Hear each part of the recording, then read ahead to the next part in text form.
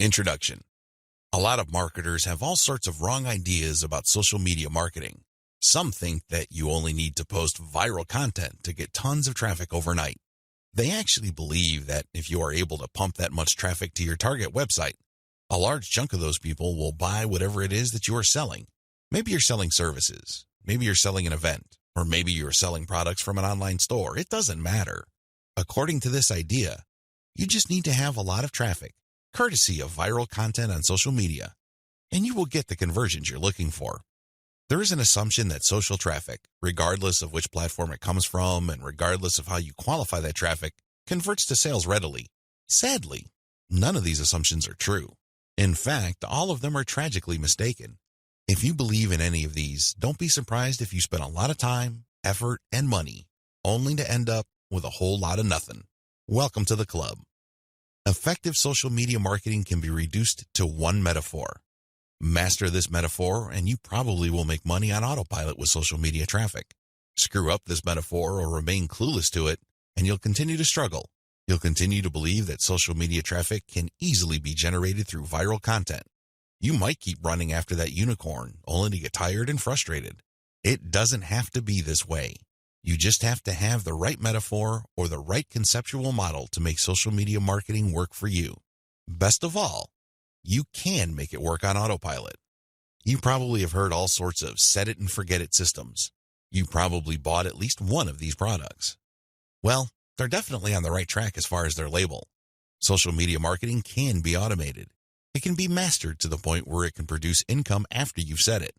But getting there is another matter entirely, and that's the price people have to pay. And unfortunately, most people are not willing to pay that. They're excited about shortcuts, but they're not willing to take the stairs to get to the top. At the back of their minds, they're thinking that there has to be some sort of elevator. There is no shortcut. You have to work with this metaphor. And what am I getting at? Well, the secret to effective social media marketing is an inverted pyramid. It looks like a funnel. That is the metaphor you should have in your mind when thinking of ways to get traffic from social networks and social media platforms and turning that into cold, hard cash in your bank account. I need you to keep this idea of an inverted pyramid in your mind. It should have a wide base at the top. The top of that pyramid is heavy visibility. It has to be there. You need to be visible on the 4 major social media platforms. I'm talking about Facebook, Twitter, YouTube, and Pinterest. Taken together, the traffic volume you can get from these 4 platforms is mind-blowing. They can potentially pump a tremendous amount of traffic, but that's just part of the equation. That's just the top of the funnel. Potentially, you can push a lot of traffic from the top. That's how wide the top of the funnel is. This training will focus on these 4 platforms, but you can pretty much use the tips that I'm going to share with you and modify them to market on other platforms since many of these principles easily apply. You might need to modify them a little bit. For example, if you were thinking of marketing on Instagram, a lot of the things that I will teach you about Facebook, Twitter, YouTube, and Pinterest can be tweaked to work well on the Instagram platform. Now that you have a clear idea of the heavy visibility that you can achieve with social media, keep in mind that visibility does not mean traffic or clicks to your site. This is a myth. The visibility that I'm talking about means visibility on those platforms. When people share your content within those platforms, you can enjoy a tremendous reach within such platforms. But this does not automatically mean that when you share content on Facebook, people who see your link on the materials shared by their friends would automatically click them. Get the idea out of your head that raw visibility, or as Facebook terms it, reach, automatically translates to traffic. It doesn't work that way. Instead, you need to start with heavy content visibility on each platform. People must see your stuff there. You must achieve a wide enough reach. People may not necessarily click on through to your site, but that's secondary. At this point, you just want your brand to be visible. You just want people to become familiar with your brand. So what's the big deal about visibility anyway? You may be thinking, since visibility doesn't mean actual visitors to your website, what good is it? Think about it this way. When was the last time you saw an ad for the first time and automatically clicked it? If you're like most other people, you probably would want to see the ad show up a few times for you to become familiar with it. You might glance at it from time to time. You might read the description from time to time. But after enough showings, you might seriously think of clicking through. The same applies to your content on social media platforms. Don't expect that just because you come up with catchy titles and nice attention-grabbing graphics that this is enough for you to expect a tremendous amount of clicks to your website. It doesn't work that way. People have to be comfortable enough.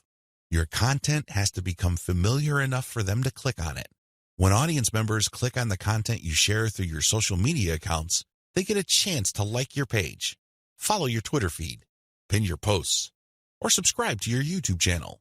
They still stay on the platform, but they get a chance to subscribe to your account or follow you. This is the second stage of the social media funnel or inverted pyramid. You have to develop some sort of in-platform credibility. Your content is not just this random material that came out of nowhere. Even if people don't click on it, they see enough similarity in terms of branding, graphics, as well as other content cues so that your brand stands apart from everyone else's. Again, they may not necessarily be motivated to click, but with enough repetition through social media channels targeting certain topic categories and hashtags, your brand doesn't remain an unknown quantity. Once you have people checking your content out through your social media accounts, you can then send them call to action content, CTA. This content recruits people to your mailing list. This social content that you're sharing offers some sort of incentive. Maybe you're giving away a free booklet. Maybe you're giving away software. Whatever the case may be, there is some sort of giveaway to incentivize people to click on that link, enter their email address, and join your mailing list. Whether you use freebies, special content, special free tickets to an online webinar that's pre-recorded, it doesn't really matter. Whatever the case may be, the end game is to get people to join your list. The end game? Well, when you look at the funnel, the end game is to get people to that narrow end of the funnel. At that end, you're not necessarily getting them to click on an ad to buy something. You're doing something far more valuable. Instead, you're calling them to action so they join your list. You are converting your social media reach, meaning the top end of the funnel, to list membership, which is at the very narrow point at the bottom of the inverted pyramid. This is where the magic happens. Once people join your list because you have successfully incentivized them to enter their email on your squeeze page, you get a tremendous opportunity to build a long-term sales relationship. That's really the best way to describe it, because when people give you their email addresses, what they're really telling you is that they trust you enough to want to have a business relationship with you. This means you should not abuse that relationship. You should not send them garbage. You should not send them spam. And by spam, I'm talking about material that is not related to the topic of your list. Stay on message, because if you're able to do this, you would have a tremendous opportunity to shape the conversation and continue to sell and convert your list, not just once, not just twice, but over the long haul. There are many successful list marketers who make 7 figures every single year, and all they have is a mailing list. It all depends on how you build that list, who's on that list, and what you are selling on that list. Regardless of how you cut it, you can turn what would otherwise be a huge amount of social media reach into a loyal list.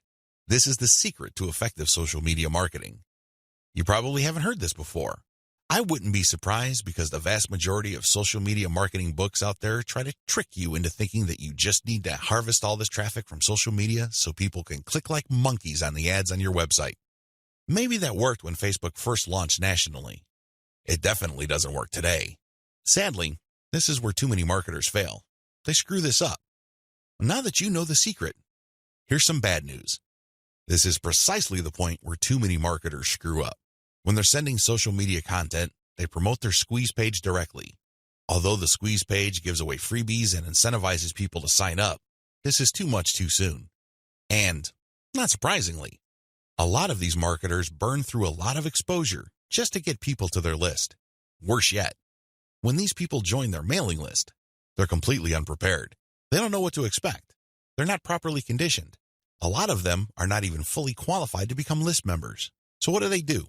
They end up doing a whole lot of nothing. This is actually the worst kind of list member. It's much better to just have a very tiny list, because if you have a huge list and almost everybody doesn't do anything to put money in your pockets, you're going to be paying for those list squatters month after month. Alternatively, you might attract list bouncers. These are people who join your list just to get whatever premium you're offering, download it, and then promptly unsubscribe. They have effectively bounced from your list. Effective social media marketing. Effective social media marketing means using your social media traffic and highly effective content shared on social media to build successful relationships. Your email list is going to be the platform you will use to convert the relationships made possible through all that social media traffic. You're essentially creating highly targeted mailing lists using content shared on targeted channels on social media. This is the secret to effective modern social media marketing. What social media marketing is and what it isn't. There's a lot of misconceptions regarding what social media marketing actually is. In fact, when you come across people who call themselves social media marketing consultants or practitioners, chances are very high that they will give you different definitions. Part of this is due to the fact that there are many different points of emphasis when it comes to social media marketing. Some people focus on the content. Others pay more attention to the network that the content is going to be addressed to. Others give more of their focus to social engagement. Naturally, to the layperson, social media marketing is a big question mark. I understand if you're confused at this point. In fact, you may be so confused that you try to simplify things in your head and end up focusing on how to get as much traffic for as little effort as possible. That is precisely how a lot of online entrepreneurs and marketers approach social media marketing. Sadly, that is a one-way ticket to failure or disappointment. It's not just going to work out sooner or later. With any kind of project, you have to have the right definition.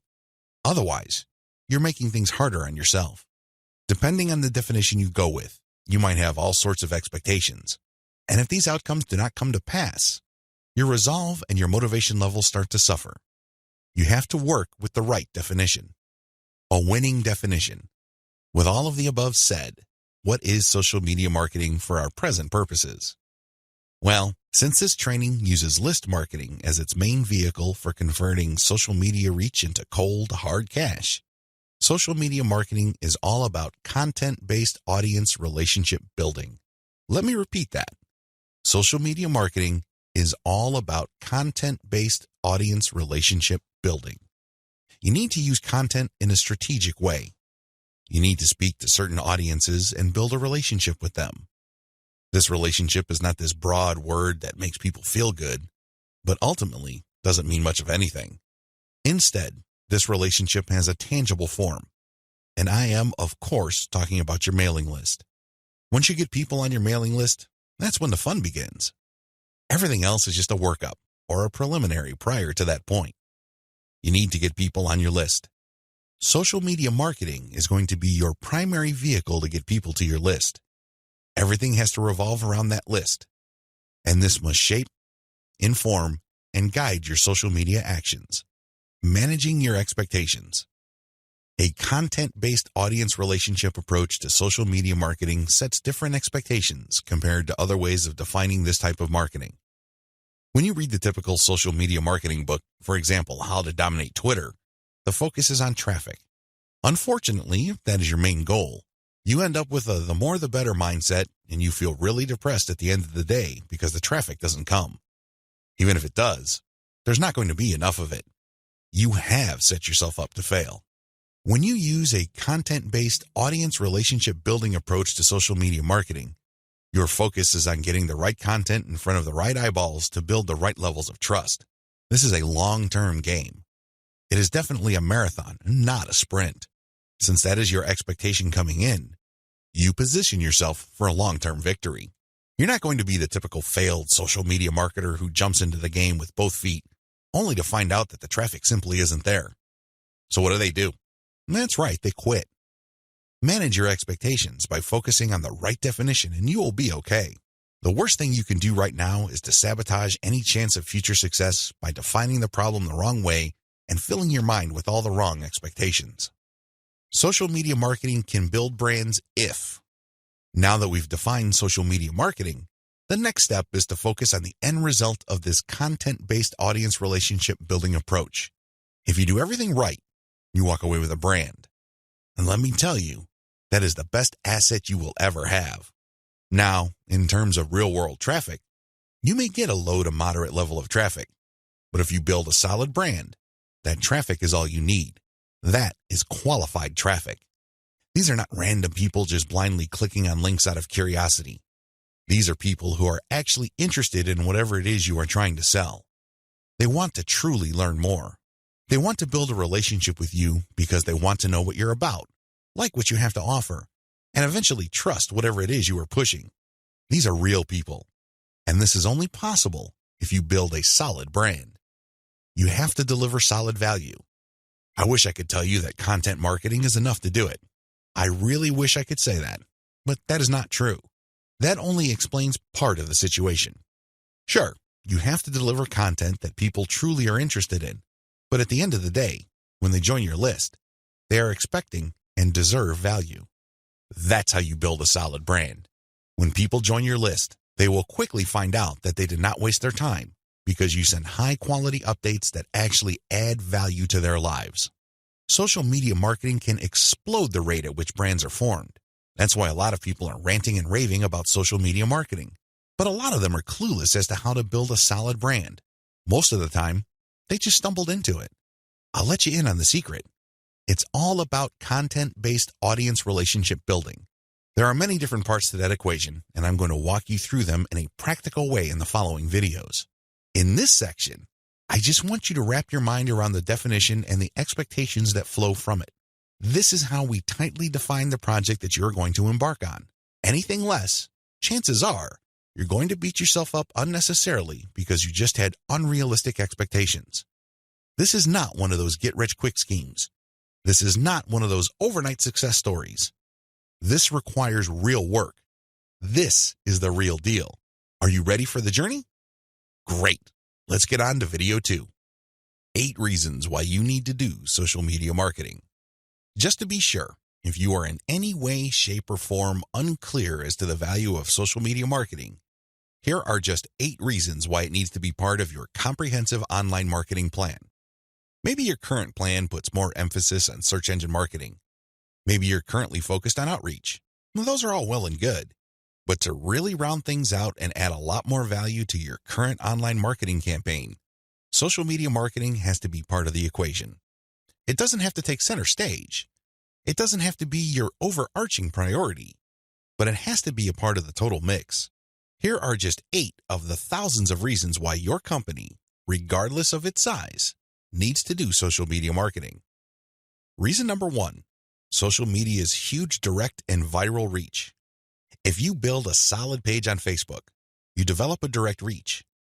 This means that a certain percentage of people who like your page will see your updates. While it is true that Facebook has been reducing the organic reach of Facebook pages recently, there's a workaround to that.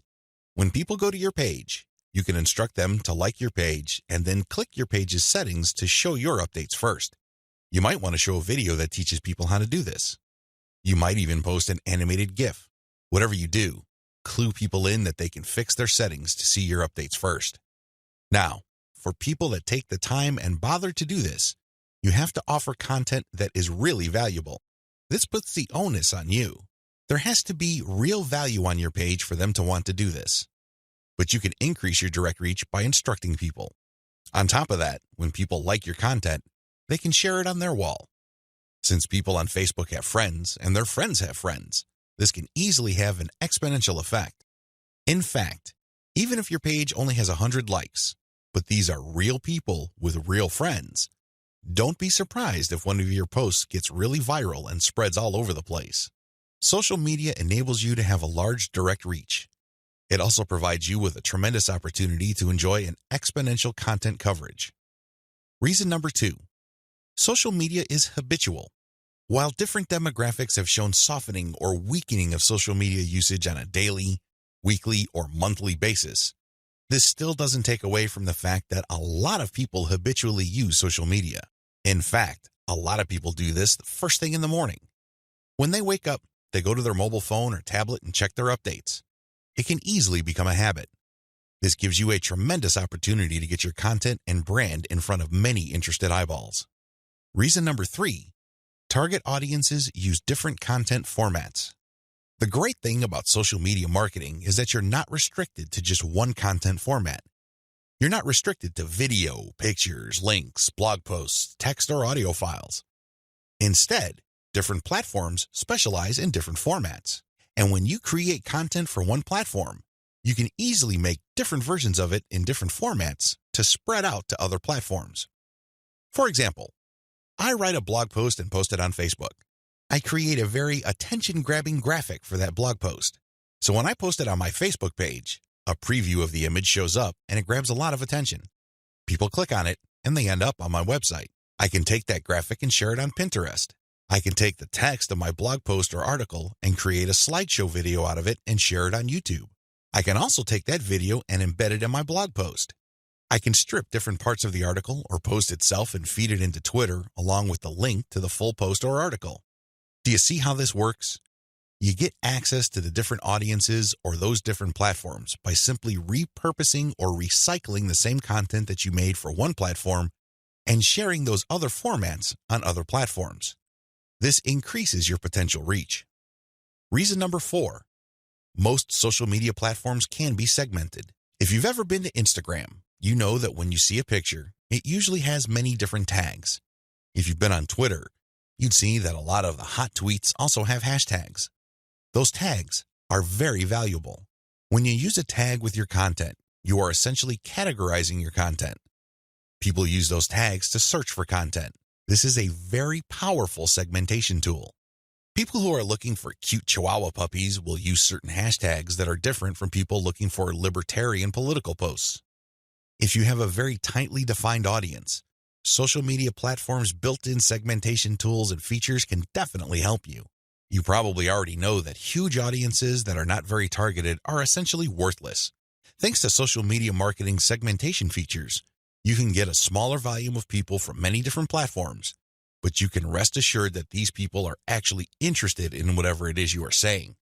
These segmentation tools go a long way in helping you to find a very refined and well-qualified audience base. This, in turn, increases your likelihood of making a sale. Reason number 5, sharing content on most platforms can be automated.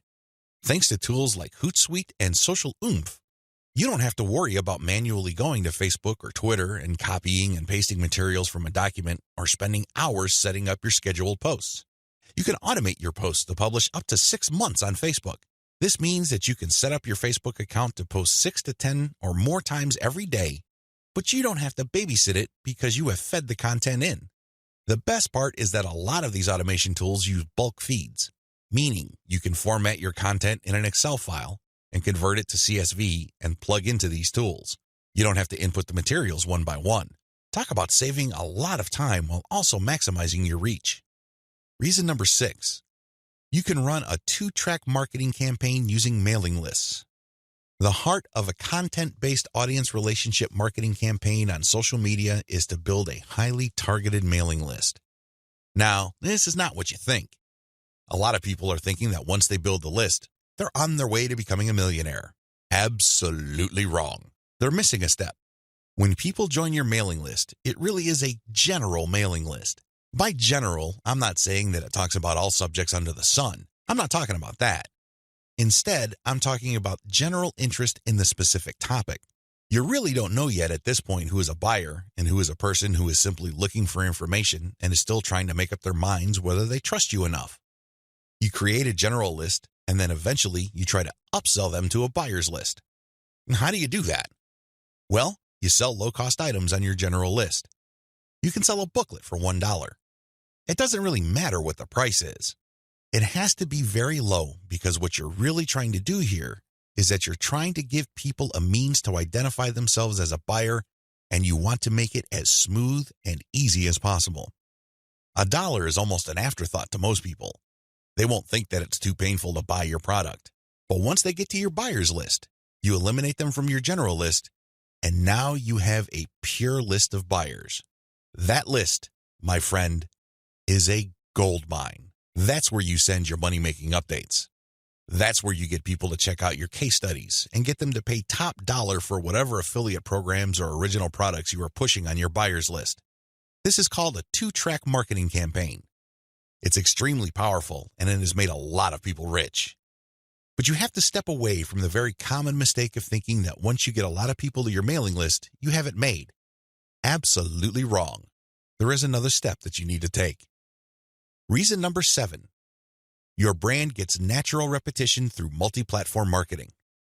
Assuming that all your social media accounts on all 4 major platforms look similar to each other, you get many bites at the apple. You really do. When people run into your brand on Facebook, there's a chance they might run into your brand on Twitter. If there is enough graphical similarity between your brands, then they can see that you're all over the place and they can converse or engage with your brand regardless of where they are on the internet. Eventually, this builds a tremendous amount of familiarity and people might become so comfortable that they join your mailing list when you call them to action. The best part of this is that it happens naturally by you simply creating accounts on all the major platforms. Your brand speaks to people who are interested in your niche, regardless of where they go. Reason number 8. Save money through content repurposing. Make no mistake about it, content generation is expensive.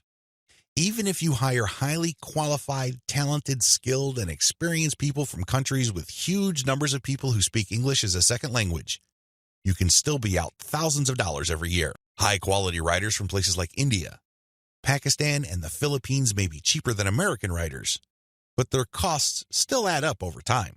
One of the things about social media marketing that really excites me is the fact that you can create content and repurpose it into many different formats. This reduces your cost. If I hire a writer from India and pay that person $1,000 a month, I can get a fixed amount of content.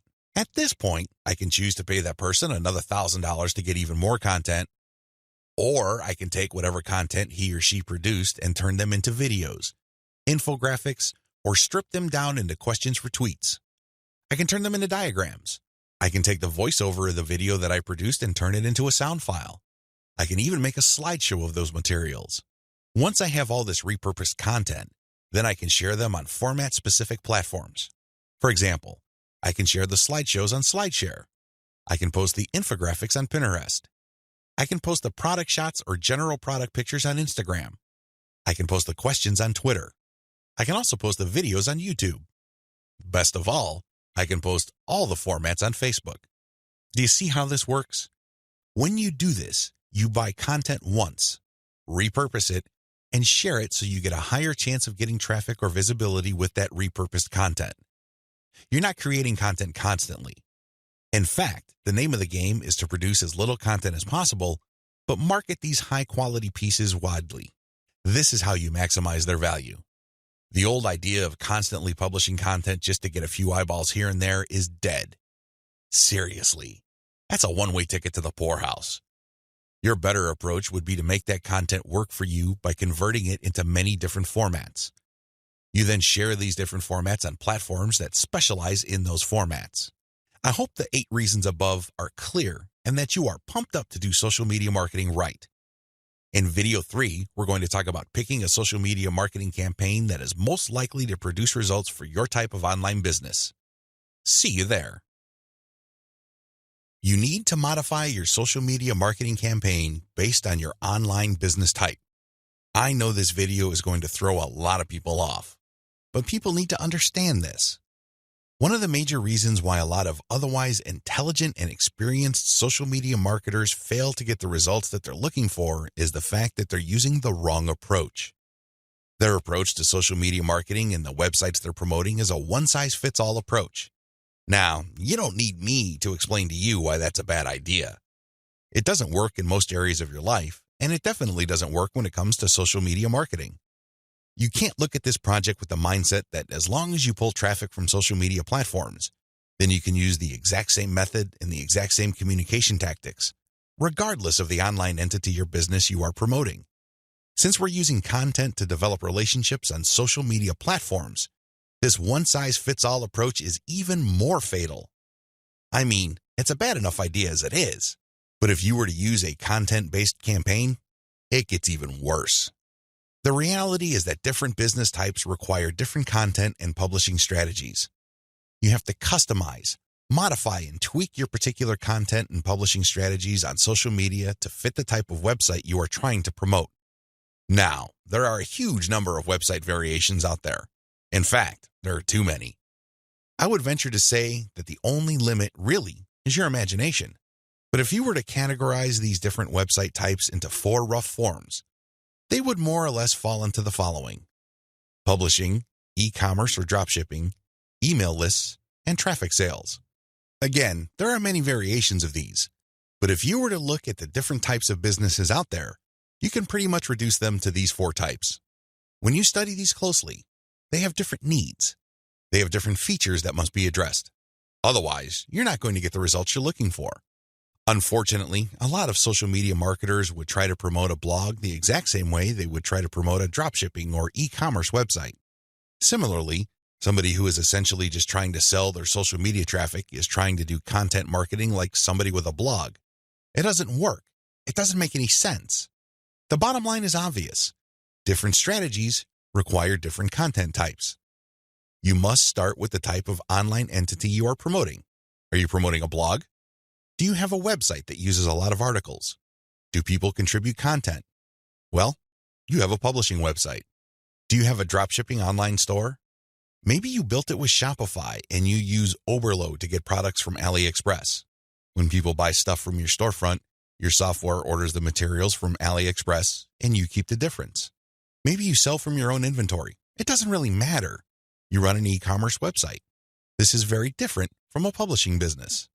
Similarly, if you make your money through your mailing list, you can't market on social media the same way as you would if you had an online store. Again, different strategies require different content types. What do you have available? Now that I've gotten you thinking about how special your specific website target is, I need you to look at the different content types available to you. You need to think outside the box. You need to look at all the available options out there and how you can create content that is tailored to your specific type of online entity.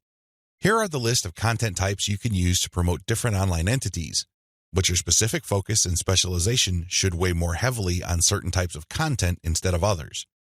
Audio clips, slideshows, infographics, diagrams, blog links, videos. The bottom line, don't just think links. It really freaks me out. In fact, it really saddens me when I see a lot of otherwise capable social media marketers focus almost entirely on spreading their links. They think that this is the end game. Well, yes, links are important.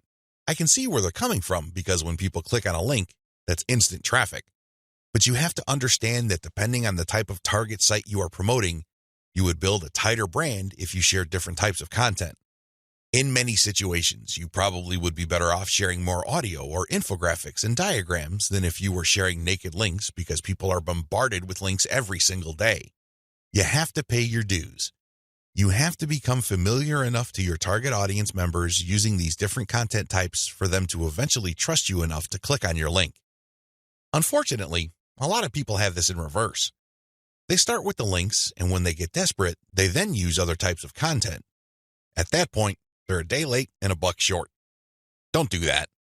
Instead, use the derivative content first, and then play up the links. Also, not all of these formats work with your particular style of website. I would suggest that you look at your competitors first and pay close attention to the type of content they are currently sharing. What kind of format do they use? Are they sharing mostly picture quotes? Are they focused primarily on video? Do they have a special fondness for diagrams? This is not random. This is actually telling you all you need to know about how to appeal to your target audience members. This is no time to be revolutionary and come up with something new completely out of left field.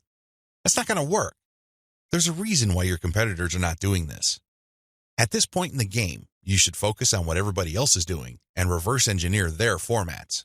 Once you have established a distinct brand, then you can experiment with different formats, different ways of doing things, and possibly coming up with something that is distinct to your brand. But until and unless you reach that point, you need to focus first on reverse engineering what everybody else is doing. In other words, let them do your homework. Focus on what they're doing right and build on it. Figure out their areas for improvement and come up with a more compelling offer. Pay attention to what they're not doing. Avoid those because obviously it doesn't pay. I hope I'm being clear here. Make sure that your content types as well as your sharing strategies fit the type of business you're in. A little bit of reverse engineering can definitely go a long way. The classic way to do social media marketing and why it is a waste of your time. Before I jump into the actual meat and potatoes of this training, I need to devote some real estate to how other people are doing social media marketing. I need to do this because it's very tempting for people to engage in the same practices. I can see where they're coming from. It is easy. It's like seeing some chump change in front of you, and it's almost irresistible to fight the urge of bending over and picking up that change. But when you do that, it will throw you off. It will give you a false sense of incentive or reward, and don't be surprised if you end up giving into your worst instincts, only to walk away with less than nothing. This happens all the time because human beings, being the way they are, would always take the path of least resistance. Who can blame them? But by warning you about how this works out, it is my hope that you stay away from this and focus instead on investing your time, effort, and energy on the right way to do things. The classic approach to social media marketing. So what is the classic approach to social media marketing? Well, it's actually quite simple. Whether we're talking about Instagram, Twitter, or Facebook, you need to only follow, like, or friend people who are interested in your niche. You connect with all these people, and then after you have followed them, a lot of them would actually follow you back. For example, on Twitter, for every 100 follows, don't be surprised if maybe 20 to 30 people follow you back. Now, this is where it gets really bad. Classic social media marketers would then spam their followers. They would just send all sorts of unrelated garbage, and then they would unfollow. Do you see the pattern? Follow, get followed, spam, unfollow.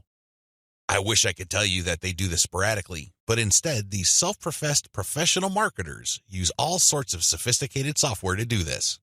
Up until a few years ago, this worked like a charm.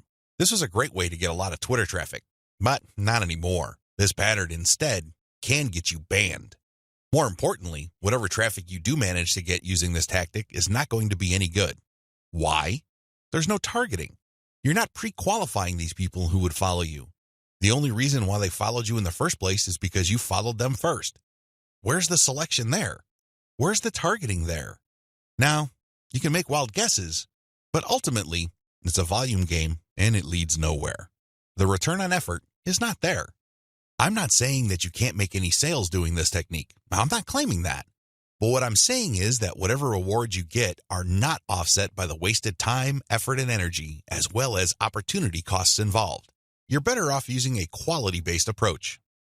Audiences are looking for quality. The bottom line to modern social media marketing is to use quality content.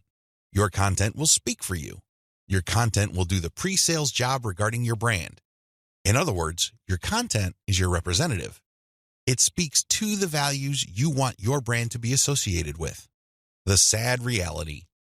Even if the follow, get followed, spam, and unfollow technique still works for some people, the rules have changed.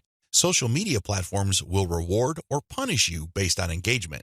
If you want an extreme example of this, just look at Facebook. Facebook used to be a traffic goldmine. Not anymore. You need a really high level of engagement to preserve your reach on Facebook. If you get normal levels of engagement, good luck.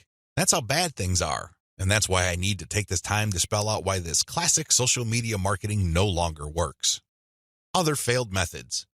I would be remiss in my duty to educate you on failed social media marketing strategies if I don't also mention other failed techniques. First, hashtag hunting no longer works. This technique involves marketers finding hashtags that are trending. They basically would publish niche-specific content, but use unrelated or irrelevant hashtags and pair them with their content. They do this because they want to hitch a ride on the upward trend of those hashtags. They know people are searching for those hashtags. They know that these hashtag trends are hot, so they want to poach as many eyeballs as possible. Unfortunately, the traffic that you get is not going to be any good. People are looking for specific types of information, and when they see that your content is so obviously unrelated, they're not going to click through. You might even get reported. Another failed method you should stay away from is influencer spamming. There are many influencers in most all niches. If you want to see this in action, go to Facebook or Twitter. There are many specialized pages and specialized Twitter accounts. Now, constantly mentioning those influencers on your content is not going to help if your content doesn't really add any value. There has to be a reason why you are engaging with these influencers, and drawing their attention is not enough. Getting them to look at your content because you think your content is hot is a lousy idea.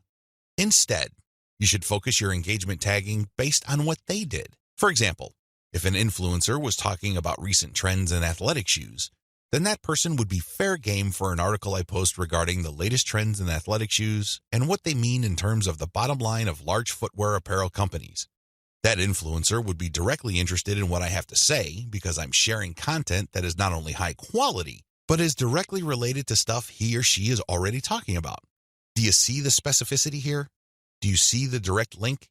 Now, compare this with an influencer who talks only about Forex, and I tag that influencer when I'm talking about Bitcoin. That person's going to get annoyed. Do you see the difference? Finally, automated publishing with no outreach is not going to work. Basically, what you're doing is throwing spaghetti on the wall and hoping something sticks. If you're just publishing content on an automated basis on Twitter, Facebook, Pinterest, and other platforms, it's anybody's guess whether people would actually engage. You have to do some outreach. You have to draw eyeballs to your content. You have to find existing pools of highly qualified audiences and get your social media account in front of their eyeballs. Use your very best content. If you do this right, your automated publishing on social media will be greatly rewarded. Use a shotgun approach and you're probably going to get the same results as other failed social media marketers. 10 steps to faster and easier modern social media marketing. In this video, I'm going to give you an overview of the 10 steps I'm going to teach you in this training. This training is a product of many failed experiments. Believe me, if you've been exposed to some type of hot or groundbreaking social media marketing technique or strategy, I've been there. I've done that. This training is a product of all my experiences. I know what works and I know what doesn't. I also understand that people have different skill levels, time horizons, and project resources. I understand the limitations. I understand most people's concerns regarding social media marketing. Accordingly, I've come up with a 10-step program that appeals to most social media marketers, regardless of how small or how big their budget is, and regardless of their skill levels. If you're looking for a truly effective social media marketing game plan that you can set up to pretty much work on autopilot, this is it. Please understand that these steps that I'm going to lay out are exactly that, steps. You need to follow them. You can't skip a step. You can't assume that since I mentioned certain keywords or I'm talking about certain themes and topics that you have mastered this already. I need you to look at all this information with an open mind and pretend you are learning social media marketing all over again. If you don't have that mindset and you are all too eager to skip steps, don't be surprised if the plan that I'm teaching you will not work for you. How can it? You zip through it. You rushed. You skipped through certain key parts. You need to be patient with this program by going through each step. Don't go to the next step until you've mastered the step you're on. I know you're busy. I know you don't have the time, but you need to do this right. Otherwise, you only have yourself to blame if things don't work out. Are we clear? Okay. Here are the 10 steps to faster and easier modern social media marketing. Niche research and targeting. Content curation. Reverse engineer your competition's top content. Create fine-tuned payload content. Market your mailing list right. Unlock the power of repurposed multi-platform content. Automate content sharing. Scale up your targeting. Sell to your list differently. Reinvest your profits the right way. Those are the 10 steps. I know they sound pretty simple. They definitely appear pretty straightforward, but the devil, as always, is in the details. See you in the next video. How to do niche research and targeting the right way. I can't even begin to tell you how many times I've run into social media marketers and they automatically want to know about traffic generation. Forget about niche research. Forget about consumer intelligence. Don't worry about setting up the right site to get in front of the right target audience eyeballs. Let's just skip straight to the good stuff. That's the kind of mindset that I run into all the time. And that's why a lot of people struggle in this game. You have to understand that until and unless you find yourself barking up the right tree, you're just going to be chasing your tail. I know I'm using a lot of dog analogies, but these are the most appropriate. Most people are simply just chasing their tails and wasting a whole lot of time doing stuff that doesn't really add to their bottom line. A lot of these, and I would guess all of them, can be quickly dispensed with if people only did niche targeting ahead of time. In other words, know your audience. Since you have a clear profile of who your target audience is, the next step is to go to these different social media platforms and find them there. Believe it or not, whatever it is you are promoting, regardless of how esoteric, obscure, or weird it may be, there are already people on social media platforms talking about or showing interest in whatever you are promoting. I know it sounds crazy, it sounds weird, but it's absolutely true. Your job as a marketer is to find those audiences on these social media platforms. The way to do this, of course, is to identify your business's target audience. Sadly, most marketers don't even bother with this. Instead, they just look at social media marketing as a simple task of finding traffic. That's it. That's the name of the game. That's all there is to it. If you want to be successful, you need to be clear about who your target audience is. And believe me, this is not always easy. You're going to run into the temptation of making educated guesses about who your target audience members are. Most of the time, that doesn't work. Thankfully, there is an easier way.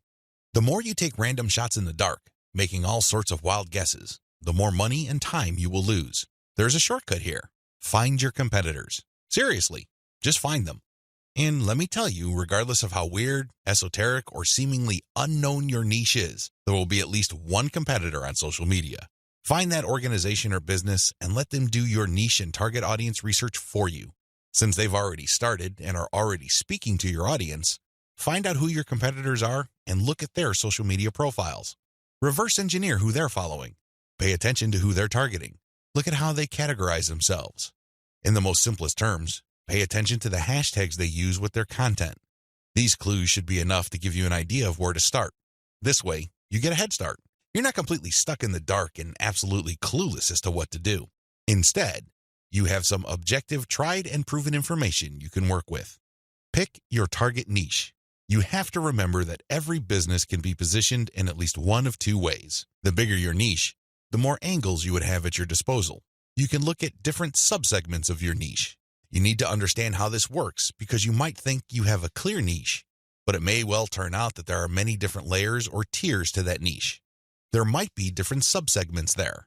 You should have a clear understanding of what your niche is generally and what subsegments exist within that larger niche. Again, you can reverse engineer your competitors to take a stab at this. Regardless, you need to do this. You need to get this information. Now that you have an idea of what your target niche is, go to the different platforms like YouTube, Facebook, Twitter, and Pinterest. Now, look at whether these places have sizable content areas or messaging areas like Facebook pages, groups, Google Plus communities, Twitter hashtags, Pinterest pinboards, and existing YouTube channels. Pay attention to these places and see if your niche is big enough on those different platforms. If you notice that a particular platform doesn't really feature that much content for your specific niche, this is a red flag. The demand may not be there. The audience size might not be worth your while. On the other hand, if you see there's a lot of videos regarding the topics that you're going to be hitting, this may be a good sign. But you need to do another level of analysis. Pay attention to the number of competitors you have. If there seems to be a huge number of competitors fighting over the same niche, then this is going to be a problem. But if it turns out that there's a lot of content targeting your niche, but they're only produced by a handful of people or organizations, this is an encouraging sign. Also, pay attention to how active your target audience members are. Look at the content that's being shared regarding your niche. Do you see a lot of engagement? Do people share this stuff? Is this hashtag quite prevalent? Look for these and other objective indicators of activity. When you wrap your mind around these indicators, then you should have a clear idea of whether you should target your niche at a particular platform or whether you should ignore a platform altogether. List out your niche indicators. While you're doing reverse engineering, pay attention to how your niche is indicated on platforms. These involve hashtags, categories, keyword targets, labeling patterns, and tags. Use these to do the analysis I described above. Again, in any niche, there are sub-niches. So your goal here is to find a sub-niche or a way of positioning your content so you don't run into a ridiculous amount of competition. You're still tapping into a sizable pool of demand, but you're not making things impossible for yourself by running headlong into well-entrenched professional competition. You will probably need to keep experimenting with different sub-niches until you find one that is promising enough. Content curation, your secret social media marketing weapon. Now that you have picked the specific sub-niche that you're going to be targeting, as well as finished doing advanced research on where your sub-niche or niche segment audiences are located on social media platforms, the next step is to find content. I've got some good news and some bad news. The good news is that you stand to save a lot of money. The bad news is that you need to put in a lot more time and pay attention to details. There are no two ways about it. You cannot drop the ball when it comes to the quality of the content that you are going to be sharing on your social media accounts. Each and every piece of content you share must build your brand. This is non-negotiable. You can't just pick random pieces of content that somehow, some way has something to do with your niche. That's not going to help you get the right eyeballs. That's not going to help you establish the kind of credibility and authority you need to eventually convert highly specific and qualified traffic from social media into cold, hard cash. What is content curation? As I mentioned above, you stand to save a lot of money with content curation. This should be obvious. After all, you're not going to be using the content that you yourself created. Content curation is all about picking other people's content and sharing those materials on your social media accounts. This creates a win-win situation. Since you're sharing links and descriptions of such content, the creator of that content gets free traffic. You, on the other hand, get to build up your credibility because people are rewarded for following your accounts with highly targeted, highly specific, value-added content. Everybody wins.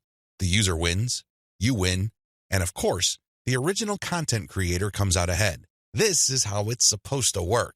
You win big time because you save a tremendous amount of money not having to create a huge amount of original content. If you've ever tried to write your own stuff or outsourced content creation, whether in the US or to other parts of the world, it can get quite expensive very quickly. Content curation enables you to build credibility with your audience in a very inexpensive way. You use other people's content. You get to entertain them, build credibility, and gain their trust. The downside here is the time. Sure, you're not spending greenbacks, but you're definitely going to be spending time. As I mentioned above, you cannot be indiscriminate when you are trying to do content curation. Whatever goodwill you have built up for your brand will go up in smoke if people catch on to the fact that you are just randomly curating and spreading low-quality content that may have something to do with your niche. That's not going to cut it, not by a long shot. Adopt the right content curation strategy. Now that you know where your target audience members are on social media platforms, you build credibility by populating your social media accounts with highly credible, high-authority third-party content. This is called curation. In between those materials, you're going to be sharing your own original content. From time to time, you're going to call people to action to take a look at the incentives you're giving away for them to join your mailing list. This is how you play the game. When people follow you, they are rewarded with top-notch content. It doesn't really matter whether you produced that material or it was written by somebody else. Your followers get rewarded for following your account. They get niche-specific material.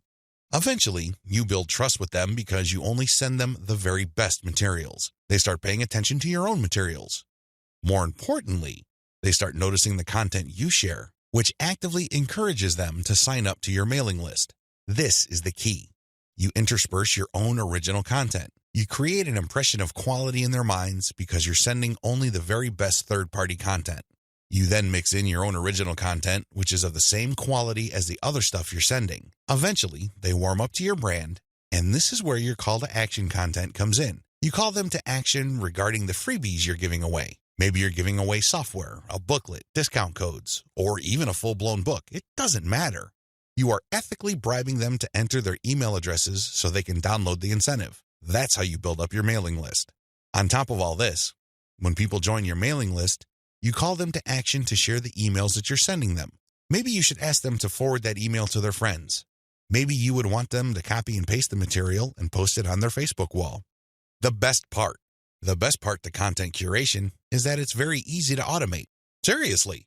This is one way of content promotion that is very automation friendly. You only need to get the URLs of the third-party content that you're curating and plug them into an Excel sheet. You then convert the file into a CSV file, which is then imported by social media scheduling tools like Hootsuite and Social Oomph. You don't have to manually enter anything. You don't have to schedule everything by hand. You can do all of this through software. Isn't that awesome? You get to build credibility while at the same time minimizing work. Now, with that said, you need to pay special attention to the content quality. High attention to detail is the key. You have to resist the temptation of running basic keyword searches on Google or on social media platforms and grabbing anything that is somewhat related to your niche. That is a one-way ticket to brand destruction. You worked hard to build your social media brand.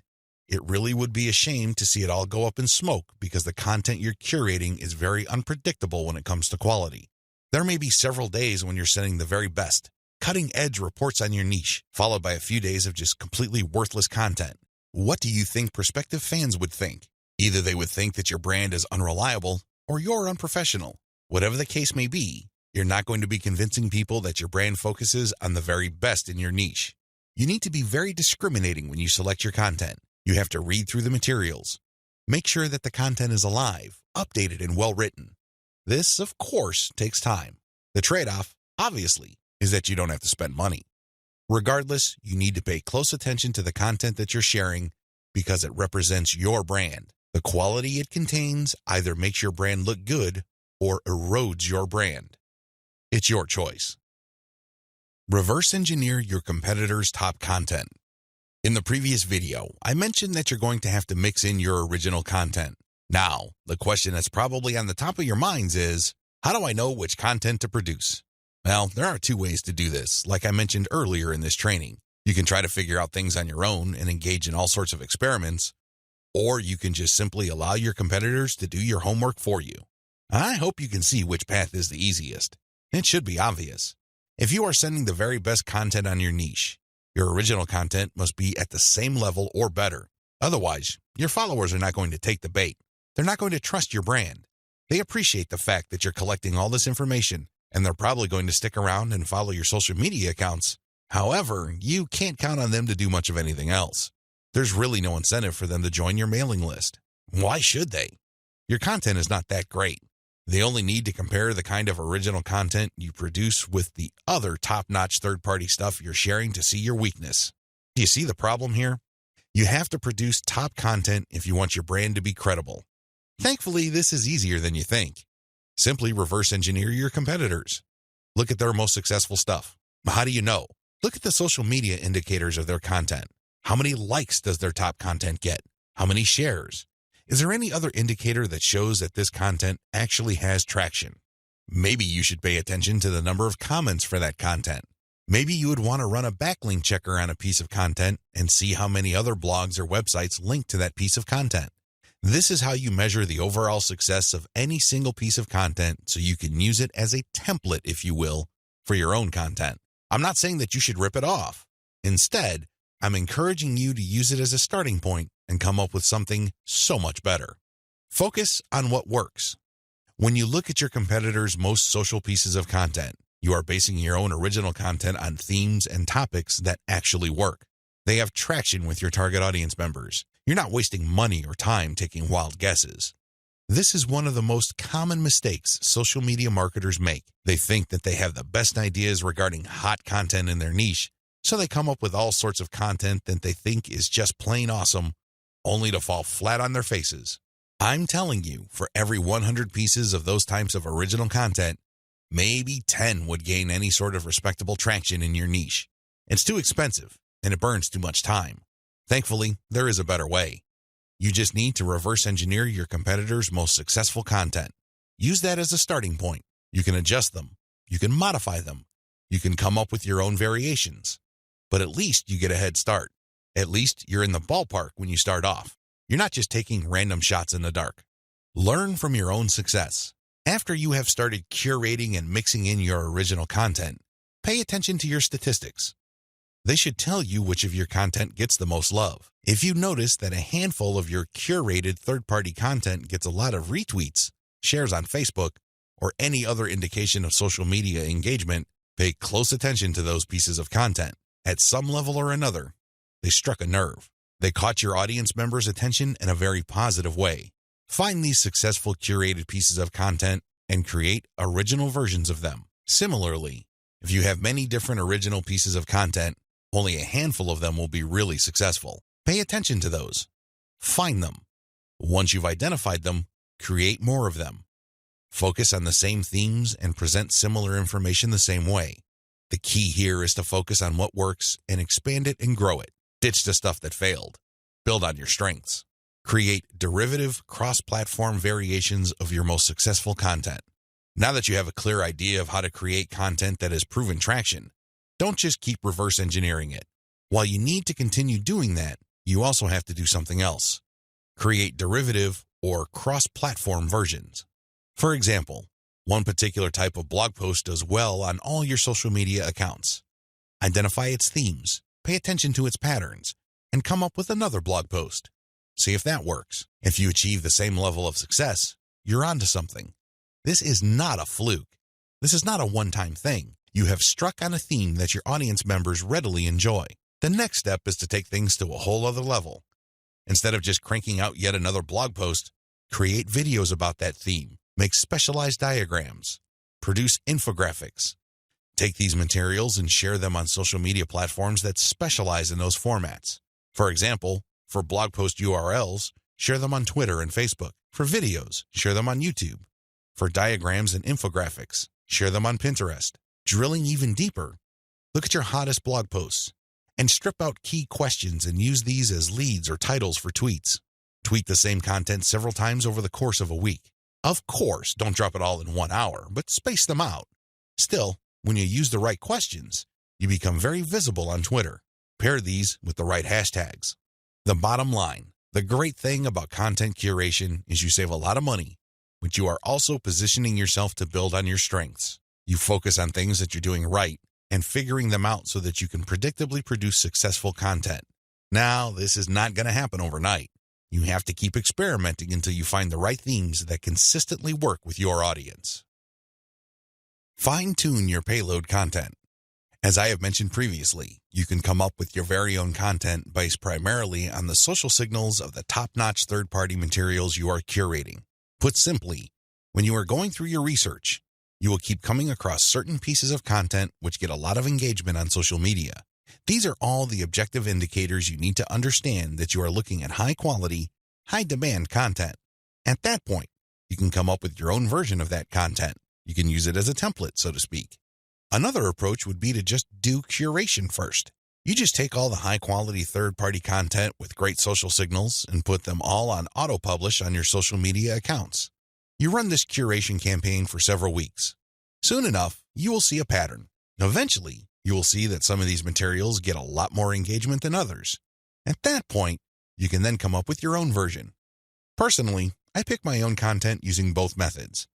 If I'm in a hurry to get people to sign up to my mailing list, I do the first method. But if I'm unsure about the niche or I'm still trying to feel my way around in terms of understanding my audience, I would stick to the second method. There's really no one right answer. It really all depends on your situation. The great thing about the second method is that you are picking out your original content strategy based on what actually works in terms of your social media accounts. You have to understand that even though high-quality third-party content may have a lot of objective social signals, those signals may have been generated in different contexts. Maybe the original publisher was doing something that you may not be doing. Do you see how this works? Still, you can definitely do the first method if you're in a hurry. But if you have some time to spare, you might want to try the second method. Do curation first, let it run, and then pay attention to your statistics. You should be able to see a pattern. In fact, based on my experience, content that tends to do well often falls within a narrow range of themes. In fact, in some of my campaigns, almost all of the content that got a lot of love from the internet was focused on one question. That's how focused your audience's needs may be. You should pay a lot of attention to the following. Look at the engagement of the content and the click-through. A lot of social media marketers drop the ball at this point. They think that it's all about engagement. I'm telling you, regardless of how many likes, shares, or comments a piece of content gets, if people don't click through, those engagement signals are not worth much. Remember, at the end of the day, you want traffic. That's the whole reason why you're doing this in the first place. Getting caught up in how many shares, likes, or comments you get is not going to do you any good. You have to always pay attention to the click-through. There has to be some sort of ratio between total engagement and click-through. The higher the ratio of the click-through, the more attention you should devote to a piece of content. Study high click-through and high engagement content closely. Now that you have identified curated content that performs well, the next step is to analyze them with a fine-tooth comb. Ask yourself, what problems are people interested in when they read this piece of content? How are these pieces of content positioned or presented? Do they use some sort of emotional headline? Do they use subheadings that ask questions? Do they drag the person along? Or do they just lay out the information dead center? Pay attention to cosmetic issues. People do judge a book by its cover, and blog posts and articles are no different. How are these materials formatted? Do they have big pictures? Do they have header pictures? Do they use diagrams? What are they doing exactly? Once you've answered all these questions and you're comfortable with the answers you got, the next step is to create your own content specification sheet. This is going to be your template. Now, make sure that you're not just basing it on one successful piece of content. That third-party content might be a fluke. The company behind it might just have gotten lucky, and for some reason, that piece of content went viral. That's not going to help you. You have to base your template on the success of many different pieces of curated content. This way, you can be more confident of the fact that even if you barely comply with all the specifications, you would at least get some decent and positive results. Using the information above, create payload content. Now that you have gotten your template together, you need to create your own high-quality, high-engagement original content. This content is going to be used to sell people on your mailing list. When they read this content, they're supposed to get excited about joining your mailing list. This is content that is most likely to be credible and most likely to be shared. Are you excited? Well, don't get too excited. A lot of people jump in with both feet and they end up sabotaging themselves because the payload content they create looks like an advertisement. That's obvious spam. Nobody's going to trust you with that. You're obviously trying to pull tricks and play games. That's not going to work. Instead, the content must be informative. Think of it as an infomercial. You're selling something, that much is obvious. But people have to walk away with solid value. You have to walk that tightrope. There's a thin line between shoving stuff down people's throats and providing solid value without asking for anything in return. You have to come up with a decent compromise between the two. The bottom line is, whatever you do, the content you produce must be valuable. It must add value to the lives of people reading your materials. That's how you build credibility. That's how you get people to get excited about your mailing list. Remember, your list is supposed to add value to their lives. It's going to be very hard to give that impression when the content that you share is worthless. I hope you can see that. I'll see you in the next video. Market your list right. Now that you have figured out your payload content, the next step is to understand what kind of giveaway you're going to have to use to get people to sign up for your mailing list. In an ideal world, people can see the value you bring to the table. They only need to look at the content you share as well as the crucial information they get from your premium content. They see this premium content and they see what you're about, what you have to offer, and why it's such a good idea to sign up to your mailing list. Unfortunately, things don't work out that way. Even if you have the very best blog posts and articles on your website, people still need a push to sign up to your mailing list. This is where incentives come in. You're going to offer free, high-quality premium content, but you're going to repackage it in a way that people would appreciate. Maybe you put in a book. Maybe you come up with some sort of cheat sheet or resource sheet. Or perhaps you can strip it all down into a booklet or even convert it into software form. Whatever the case may be, this premium free giveaway content is going to act as an incentive for people to join your mailing list. They get a copy of whatever it is you are giving away for free in exchange for their email. I call this an ethical bribe. You're bribing people to sign up to your list. Normally, they wouldn't. Only a very few people would take the time and bother to sign up for your list, regardless of how awesome your blog posts and articles are. That's just the reality. Finding out what to use as an incentive. I hope you can see the logic behind giving away freebies so people can sign up to your mailing list. People need a push. People need some sort of extra sweetener to get the deal going. They need something extra to get them off the fence and onto your mailing list. Now, the next step is to figure out what kind of incentive to give away so people would join your mailing list. The good news is, you don't have to start from scratch. You don't have to take wild guesses. You don't have to take shots in the dark. When you pay attention to your top-performing original content, you should have all of the information you need to come up with a compelling incentive. For example, if you run a gardening blog and you notice that a lot of people click on share and otherwise engage with your content on tomatoes, it's probably a good idea to come up with a free giveaway book on how to build your own inexpensive tomato greenhouse. You see how this works? Pay attention to your best-performing original content. Look at the questions they answer and look at the questions they fail to answer. This way, you can use your popular content as a launching area for your incentive content. You let your readers know that if they need more information, and they will because the content that they're enjoying or missing certain items, they should click on this link. That link, of course, is your squeeze page. The squeeze page advertises your giveaway and lists out the reasons why people would want to download that giveaway. It's pretty straightforward. You're just offering premium content that your other freely available content is already pointing to. They're pointing to that content because they don't contain that material. They do a good job of building credibility and authority. They do a great job adding value to the lives of your readers, but it's also obvious that there are certain parts that are missing. For those extra materials, they have to sign up. It's absolutely free. It doesn't cost them a dime, but they need to sign up to your mailing list.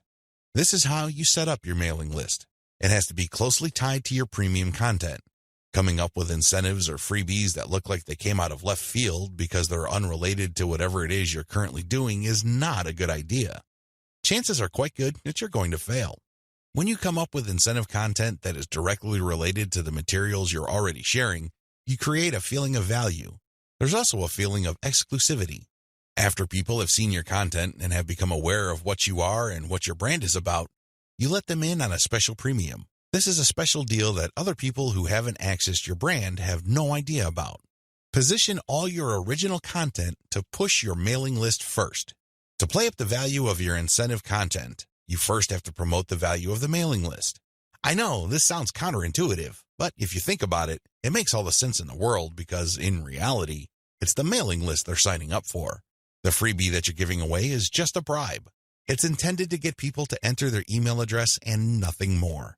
If you were to use all your original content to play up the fact that people can get this additional content, don't be surprised if people sign up to your list and quickly unsubscribe because they really don't care about your list. Again, you're walking a tightrope here. On the one hand, you want people to get excited about the premium you're giving away for free in exchange for their email address. On the other hand, you want people to see the value that they would get by being members of your mailing list. This is how you should play it. All your original content should push your mailing list first. I'm not saying that you should not tie it into the incentive, but your original content should highlight the fact that when people join your mailing list, they will continue to get valuable information. This is the key, because when you use your tried and proven content to push mailing list membership, people are less likely to join your list and immediately unsubscribe. They are aware of the value that the list can possibly bring to their lives. You then play up the premium content as part of the membership. In other words, it's an extra. It's not the main focus of the list. Keep the list separate from the premiums you use to get people to sign up to your list. I hope this is clear because you want to play up the list first, but it must be obvious that you are using the premium content, whether it's a free book, a booklet, a cheat sheet, some sort of pre-recorded video, or something else, as a means to get people to make a decision. That's the bottom line. You want the incentive to push people to make a decision to join your list, but all your original content, and your website by extension, should push the reader to see the value of being a list member. A lot of social media marketers completely blow this. They think that it's all about marketing the incentive. Well, to continue with the example I raised earlier, what happens after you get people to sign up to your list in exchange for the greenhouse guide? That's right, nothing. Why? You played up the value of the greenhouse guide to such an extent that people are clueless as to what other value they would get from your mailing list. Indeed, don't be surprised if people start reporting your list as spam after you start sending them updates. They were so focused on getting the free book that the updates from your mailing list completely took them by surprise. This happens all the time because of faulty messaging on your blog or website. You cannot afford to play the game this way.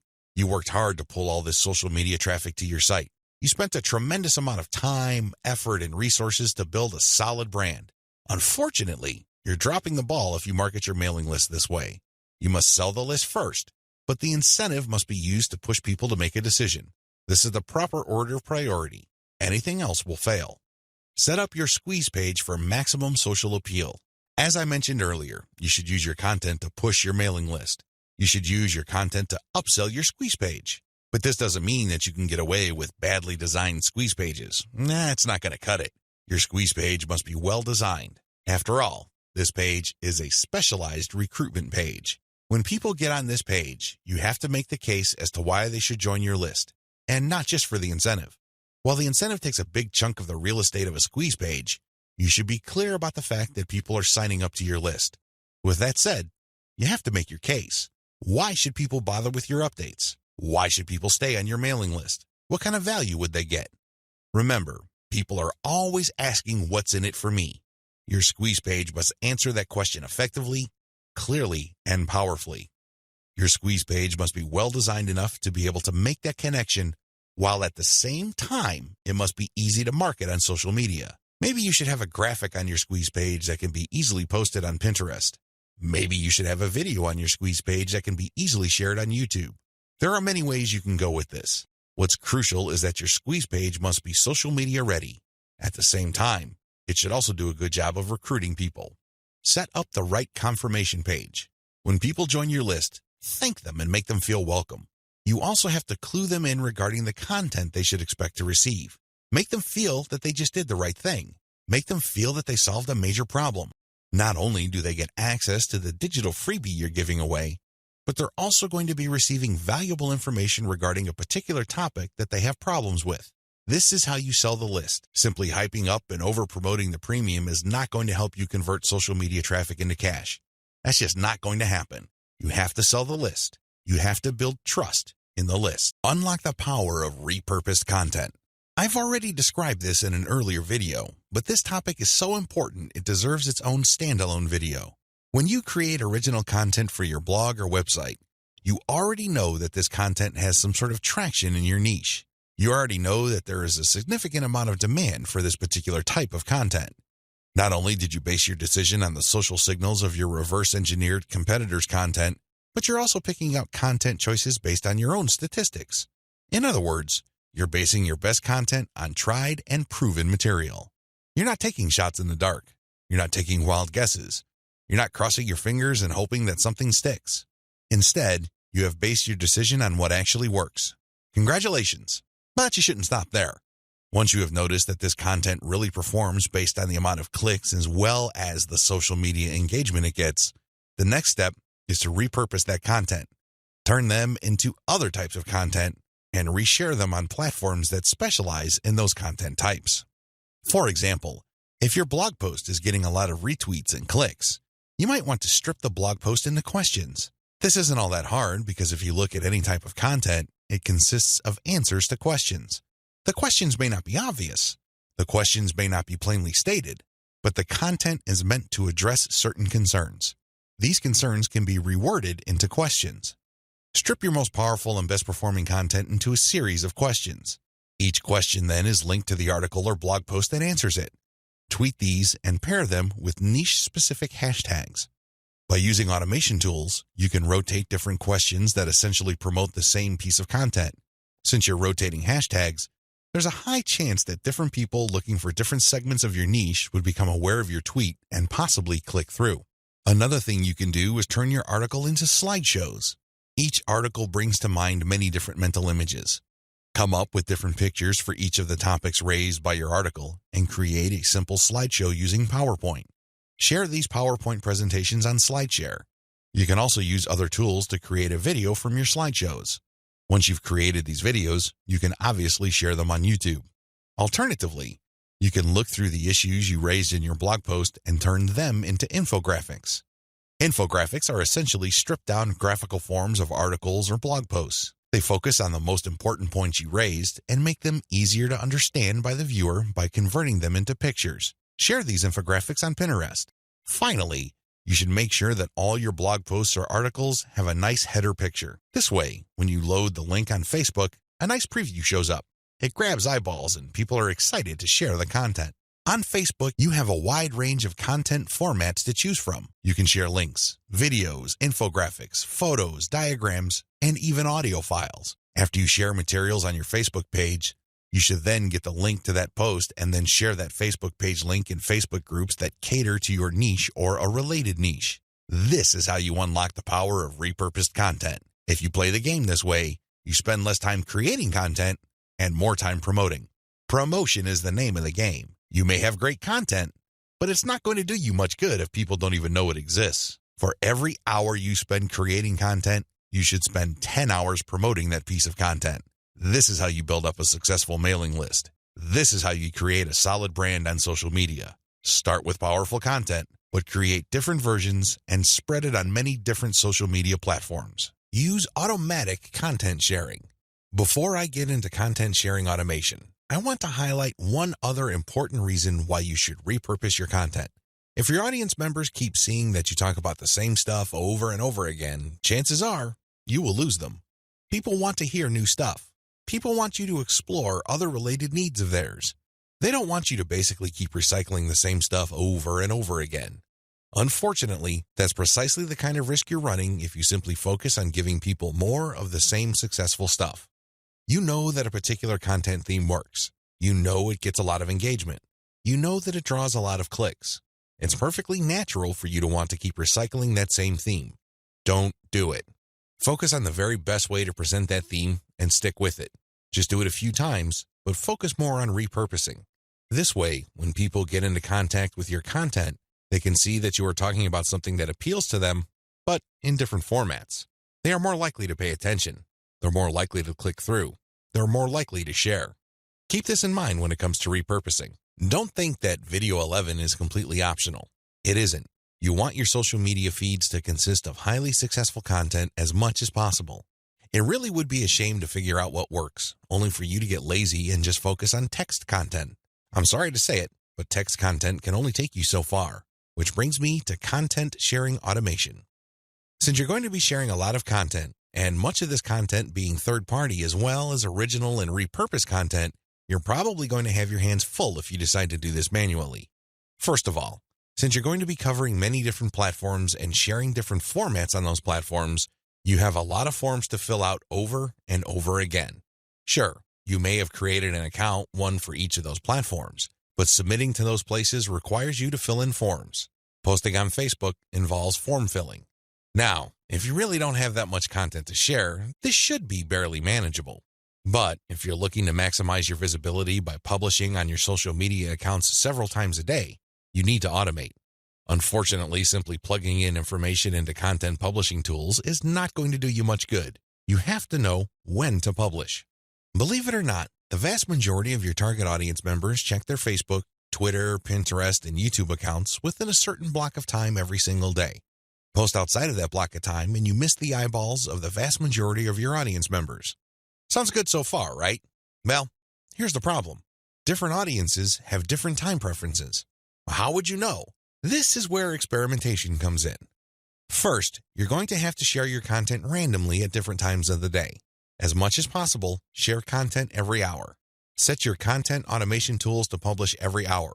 Let this run for about a week or two. After the experimental period is over, check your stats. Facebook Insights, for example, will tell you when most of your page fans checked out your content. Armed with this information, you should set up your automated software to publish your content in a cluster to fit those optimal times. For example, in the experimental stage, you're publishing one piece of content every hour. That's 24 pieces of content spread out over a full 24 hours. After you checked Facebook Insight, it turned out that 80% of your content views actually take place between 8 a.m. and 5 p.m.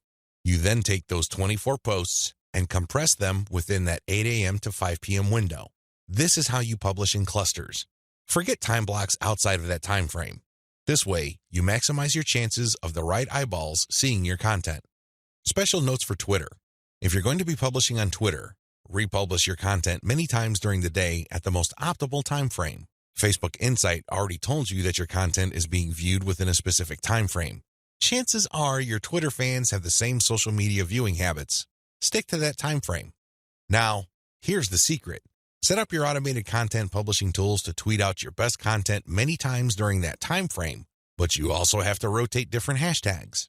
This way, you can reach different people looking for hashtags that are related to different subsegments of your niche. Special notes for Facebook. When publishing to your Facebook page, don't hesitate to publish original content that you have published before. Try to avoid publishing only once. Instead, you should sandwich or schedule this republished successful content in between high-quality, curated content. This way, people get more exposure to your best content. Once they click through, you get yet another chance to recruit them to your mailing list. Remember, when you share high-quality third-party content, you're not getting the traffic. You're building credibility, but you're not getting potential list members to your squeeze page. That's just not happening. When you share your own original content, you get a chance to recruit them to your squeeze page. Keep this distinction in mind. This is the reason why you should republish your most successful content by interspersing it with top-rated, curated content. Scale up your targeting. When you're publishing on Facebook and Twitter, you can use hashtags. This is definitely true with Instagram. Regardless of the platform you're on, make sure you play around with how you categorize or tag your content. In any niche, there are many different tags available. Experiment with these. See which tags get the most attention from the social media platform you're sharing a piece of content on. Of course, you're not going to find the magical combination of hashtags overnight. That's not going to happen. This is one of those things that you're going to have to find out by doing it over a long period of time. Still, when you run these experiments, a pattern should emerge. Sooner or later, you would discover that certain hashtags produce a lot more results than others. They draw a lot more eyeballs. They get a lot more attention.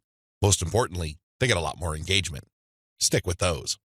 Experiment with tagging niche-focused influencers. When you're doing research on hashtags on Twitter, for example, you would be able to find influencers that specialize in those hashtags. These people just love to post content related to certain topics. They use a narrow range of hashtags every time they post. It seems that's all they focus on. Find these people. Look at their content. Are people retweeting them a lot? Are they getting a lot of love for their content? Do they get a lot of engagement? Are people responding via Twitter? It should be fairly easy to see which accounts are influential in your niche and which aren't. Don't just focus on how many followers they have. Instead, look at the total amount of engagement they get, and also pay attention to the ratio of followers they have to the number of accounts they follow. For example, if I find Mike Smith to be a big poster in my niche because it seems that he just seems to rotate among the 10 hashtags that are most relevant to my niche, I look at his followers in relation to the number of accounts he's following. If he's only following one person, yet he's being followed by 15,000 people, Mike Smith might be an influential person. I say that he might be because I'm also going to have a look at the engagement levels of his posts. Are his posts getting a lot of retweets? Are a lot of people responding? Are a lot of people clicking the heart icon? If his content has these factors, then his account is probably worth following. Most importantly, you should tag influential people on Twitter when you post. You use your most powerful hashtags and you mention them in your post. This can help you get on their radar. These people would be put on notice that you are also sharing content that is similar to the stuff that they are interested in. If they check out your stuff and they like what they see, don't be surprised if they share your content with their following. Engage with them. Let them know about your questions or suggestions. In fact, you should engage with them so much that you can possibly create a relationship where they would publish your guest posts if they're bloggers, or discuss whatever it is you're doing on their social media platforms. At the very least, when you partner with them, they become part of your content distribution network. In fact, a lot of them can even get you interviewed on influential blogs in your niche. Don't think that influencer engagement is simply restricted to tagging people. That's just the beginning. That's actually the tip of the iceberg. They can do so much more for you. You just have to continuously engage them and be social. This doesn't mean that you have to kiss their butt. This doesn't mean that your stock response to all of their posts is, amazing post or great post, I love it. That's not going to work. That's not going to push the ball far enough. You have to actually engage. And oftentimes, this might seem like you're criticizing them. This might seem that you are offering a negative view, but you need to get their attention. You need to bring home the point that you actually know your stuff and that you are also credible in the same niche space. That's how you get them to take you seriously. That's the kind of engagement that builds respect. Otherwise, you're just going to look like another member of the choir. They really don't have any incentive to interview you or post your guest content. Why should they? You're not really sharing any information or suggesting any points of view that are different or distinctive. Experiment with paid traffic. Only after you have spent a lot of time drumming up free traffic from social media marketing should you even think of buying traffic. I know this sounds a bit extreme, but it's the absolute truth. Why? Well, in the beginning, you don't know when your target audience members will be reading your content. In the beginning, you don't know what their demographic breakdown looks like. How many males compared to females are in your audience pool? Do males or females like certain types of content that you share? What are their age ranges? Where are they located? I hope you see the big picture here. You have to use free traffic to do initial audience intelligence. Once you've gotten all these important insights, you can then start paying for Facebook ads and other platforms' ads. If you start any earlier than this point, you probably would end up wasting your money. Study your statistics first. Pay close attention to audience patterns. Take out ads based on these patterns. Sell to your list differently. At this point, you have turned social media traffic into list members. Congratulate yourself. You've managed to do something the vast majority of social media marketers cannot do, or, worse yet, don't even think about doing. It's quite an accomplishment. Unfortunately, even at this point, it's still too easy to drop the ball. In fact, a lot of people who have mailing lists stay with one mailing list. They think that as long as people who visit their blog sign up to their mailing list, they're good. Well, at a certain level, they're correct. A certain percentage of those list members will buy affiliate products that you promote on your list. A certain fraction of your mailing list will buy your original products. Some may even visit your online store and buy merchandise. But the problem here is that if you accept this scenario, you are settling for cents on the dollar. You really are.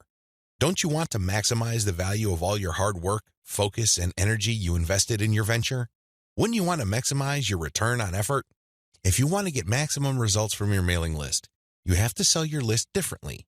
There are really no two ways about it. Every other approach would lead to, at best, mediocre results or, at worst, no results at all. Keep the following tips in mind. Use different content on your list. When people join your mailing list, chances are they joined because they got exposed to some of your content. They already know what you talk about.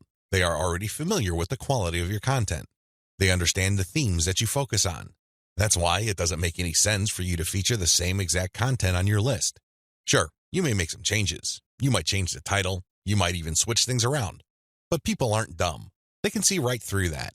They can see that you are recycling content and feeding them stuff that they have probably seen before.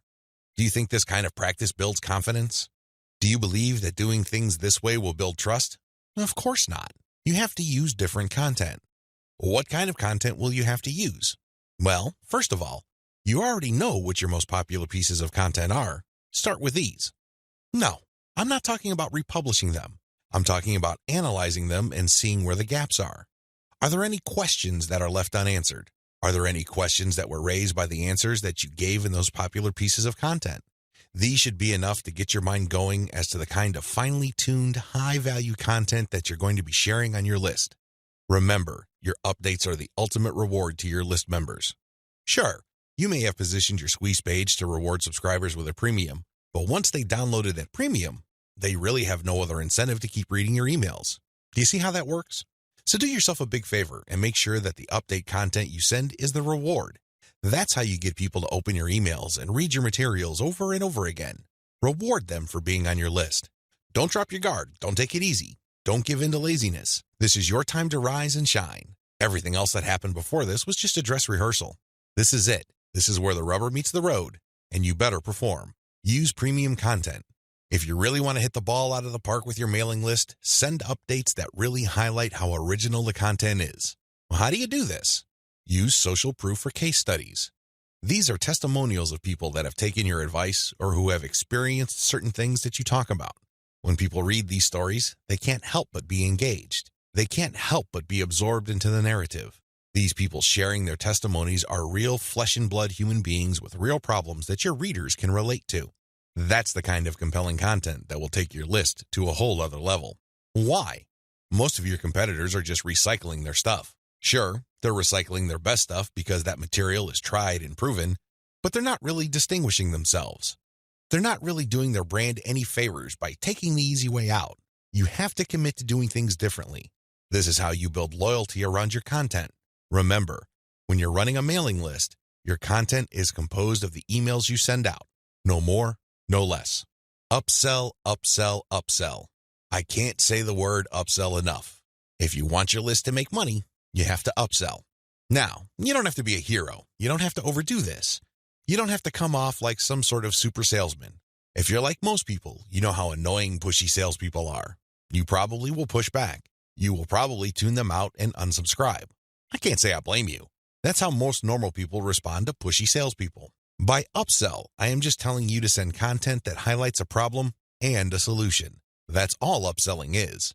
You remind people of their range of problems, and you remind them of certain solutions to them. Now, of course, just like with most things in life, there are good solutions and even better ones. Your job is to send email updates that get people excited about finding a solution and laying out common solutions that are good, but are not the best. What you're doing here is you're drawing their attention to the very best solution to their problems. For example, if you run a social media marketing mailing list, you can tell people that creating picture quotes and videos from pictures is a great solution to their original content needs. But an even better solution would be to automate these materials where people just click on images and all of a sudden, a video is created. It saves a tremendous amount of time, effort, energy, and most importantly, the created video would then automatically be uploaded to their social media accounts. That's the kind of distinction between good enough solutions and obviously superior solutions. That's how you upsell people to your list. You're still providing value. You're still answering their questions. You're still addressing their needs. But you're laying out a range of options. They can try to do things on their own or try to do things the way most people handle the problem, or they can try something else. When they look at that something else, that's when you sell your affiliate product, your original product, or your service. Regardless of how you do it, you need to upsell, upsell, upsell. I wish I could tell you that this was easy. I wish I could tell you that this is just a simple matter of laying out some alternatives and then playing up the best solution. The best solution, of course, pays you a commission and you make money off each sale. Unfortunately, it's not that easy and it's not that simple. Here's the reason. When people join your mailing list, they actually have different motivations. Some people are there because they just want to get the freebie, but they're too lazy to unsubscribe. You cannot really get rid of these people. These people don't open your emails. They cannot be bothered with reading your emails. They really don't do you much good. In fact, they can harm you because if there's enough of these list squatters on your list, your mailing list provider will charge you more money at the end of every month. You have to actively filter out your list based on open rates so you can get rid of these individuals. Again, you cannot eliminate them entirely, but you can minimize their numbers. Other people are initially excited about your mailing list, but for some reason they stopped reading your emails. Even others constantly check your emails, and they really love what you have to share, but the problem is they feel that your premium offers are simply too expensive. Now let me clue you in on a secret. When somebody tells you that whatever you're offering is too expensive or too unaffordable, what they're really trying to say is that you haven't completely sold them on it yet. Alternatively, you haven't completely filtered them yet. Either they're not motivated enough or you did not give them enough reasons to be motivated. Regardless, they're still on the fence. You need to push them off the fence. Expert salespeople know this because in the big scheme of things, there's no such thing as unaffordable. If you talk to somebody and you convince that person that they absolutely need to buy your product, there's really no difference between a $10 product and a $1,000 product. They will get that product because you have elevated their perception of that product to the realm of need. People take care of their needs first. Their wants are often left at the back burner. I hope you understand this. I hope you get this. It's not because your affiliate product is too expensive in absolute terms. Instead, it's because you have failed to either qualify the prospect or make your case. And this is why simply upselling by itself is not going to work. You have to take the next step, which I'm going to describe below. Use the $1 list filtration method. You have to filter your list members into two groups, interested people and interested people who buy. These are two totally different groups of people. Now, please understand that just because people open your emails religiously, it doesn't necessarily mean that they would buy from you. Like I said above, maybe you did not present your case properly. Maybe you did not qualify them properly. This $1 list filtration technique that I'm going to teach you enables you to filter your list members properly. What you would do is, instead of trying to upsell people to $19.95, $34.95, or $349.50, or any other similarly priced products, everything that you're going to be selling on your general list will be priced $1. No more, no less. By general list, I'm talking about the list all people who sign up to your mailing list get on. This is your default list. I want you to treat this general list as your starting list. This is kind of like the vast, unfiltered, generic mass of people who are interested in your brand. When you upsell people using $1 offers, you enable people to segregate themselves based on their motivations. These are people who are motivated enough to spend $1. In other words, they see the value in your content, and they are willing to put their money where their mouth is. Now here's the secret. There's really very little distance between paying $1 for something and paying $100 for something. This is a lesson I learned firsthand. When I first tried this, I thought the only people that will get on my dollar list are cheapskates. These are misers. In the back of my mind, I thought that they're just not going to buy big-ticket items. Boy, was I proven wrong. If somebody is able to psychologically hurdle the distance between 0 and 1, they can, given enough exposure and enough content, hurdle the difference between $1 and $100. This is not theory, nor is it speculation. I see this all the time with my own two eyes. Your job is to filter your general list. You're basically telling people, when you run these $1 offers, to prove to you whether they are just interested or truly interested. This is a self-segregating mechanism. Use it.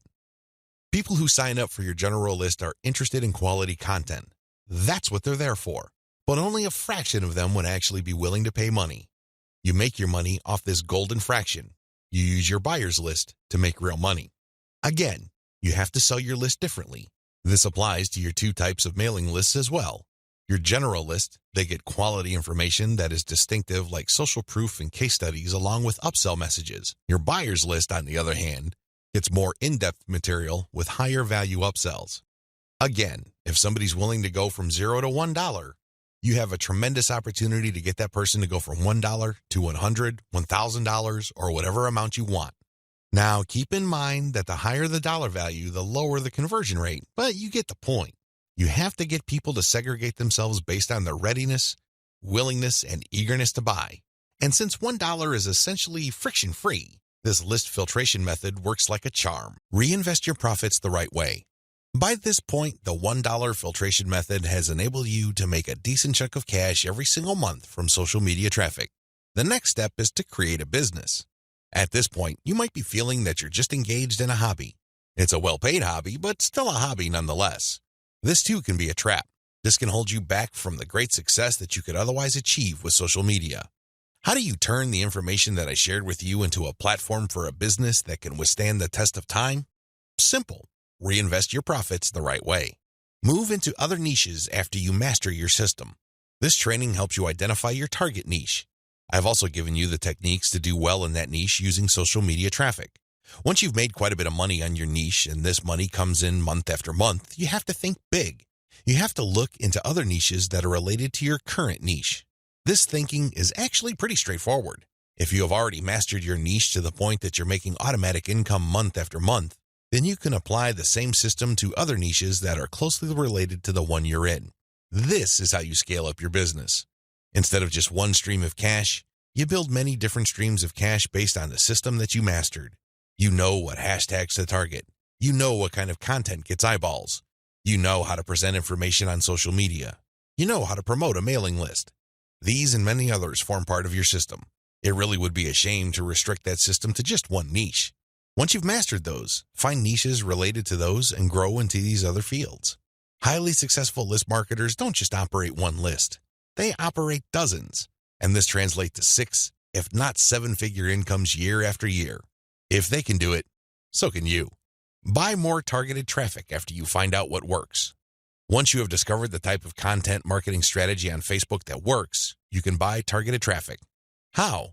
Use Facebook's lookalike technology to target people who share the same interest profile as your existing audience. This is what's so awesome about Facebook. This is also what gets them into all sorts of hot water. Believe it or not, accept it or not, Facebook is spying on you the moment you log into the platform. It pays attention to what you like. It pays attention to what you comment on. It pays attention to what your friends like. And it makes all sorts of predictions regarding your behavior and your interests. Accordingly, if you like certain topics, it creates an interest profile. Facebook's lookalike audience technology enables you to find people who haven't visited your Facebook page who share the same interest profile as your current fans. Talk about an amazing technology. Take advantage of this. It enables you to show your brand in front of eyeballs who are more likely to appreciate it. Invest in more original content. You might want to invest in original content. If you're already making a decent profit from your current system, you might want to take things to the next level and add a whole lot more value to the lives of people following your brand on different social media platforms, as well as in your blog or website with original content. Now, this doesn't mean that you have to roll up your sleeves and write everything yourself. You can hire professional writers to do this. Thanks to global outsourcing, you can get high-quality original content from places like Ozkey.org without it costing you an arm and a leg. You can get high-quality content that truly engages your audiences without it killing your profit margin. Invest in more content updates. This advice really flows from the previous point I raised. If you're going to be investing in more original content, automatically you will be investing in more content updates. You will have a lot more original materials to share. These two actions go together. Regardless, you need to step it up in terms of content updates so you can pack a lot more value.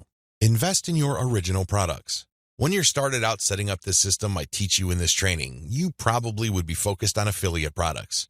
You get an affiliate from an affiliate program, you market that link on your email updates. When somebody clicks on that link and buys something, you get a commission. Pretty straightforward, very simple. Well, if you really want to make a lot of money, you have to turn your back on affiliate marketing. You really do. Instead, you have to sell your own stuff. The reason why you need to do this boils down to control. When you are selling other people's materials, you are at the mercy of their squeeze page, their landing page, and ultimately, the quality of their product. What if their product sucks? What if their sales page converts only a fraction of the people it could otherwise have converted? You lose out. That's the bottom line. If you want to maximize your control over your income, you need to invest in your own original products. Thankfully, outsourcing is always available to you. You can outsource to professional companies like Ozkey.org or other specialized content producers to help you produce high-quality original materials for cents on the dollar. Sell your own video-based membership courses. The main problem with product sales online is, by and large, you're selling the item once. Somebody clicks the buy button, they pay, they get access to the download link, and that's the end of the story. They already have the product. They can enjoy it, they can throw it away, they can do whatever they want with it. But the transaction only took place once. Wouldn't it be awesome if people keep sending you money every month? Wouldn't it be great if you get recurring income? Well, that's exactly what you can enjoy when you sell your own video-based membership courses. For example, if you have a gardening blog, you can set up a video-based course where you teach people the ins and outs of garden cultivation. Every single month, each member's PayPal account or credit card account is billed a certain amount. You don't have to lift a finger. And this goes month after month after month until they cancel. The best part? You shot the videos once, yet you make money off them month after month. How awesome is that? This is called passive income. And the great thing about this is that you don't have to stick with video. It can be any kind of membership. Maybe you can give them access to pictures. Maybe you can give them access to files or even software. It doesn't matter.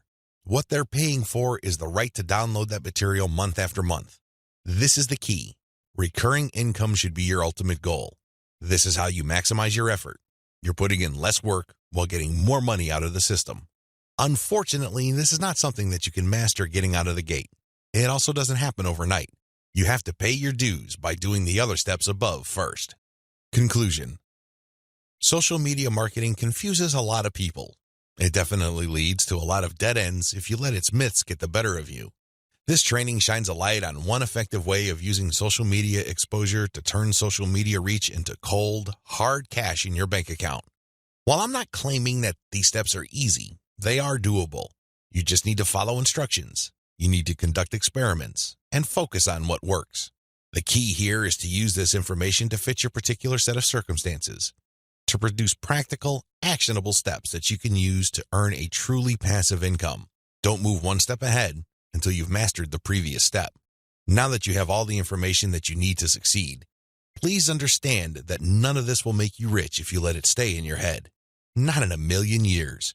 You have to take action on them. You have to get that sense of urgency that you need to make this information a reality. The longer it stays in your head, the less likely your finances will change. Give yourself a deadline. Commit to a firm start date. Once that date comes, start. You don't have to be a hero. You don't have to hit a home run the first time you step up to the plate. As long as you're making a small step forward, that is good enough. Why? A small step forward is still a step forward. You have to keep doing it. You have to take step after step. It doesn't matter what side of the bed you woke up on. It doesn't matter what you're feeling. None of that matters. What matters is you stick to the plan. If you're able to commit and focus, you will succeed. I wish you nothing but the greatest success. Thank you for watching this training.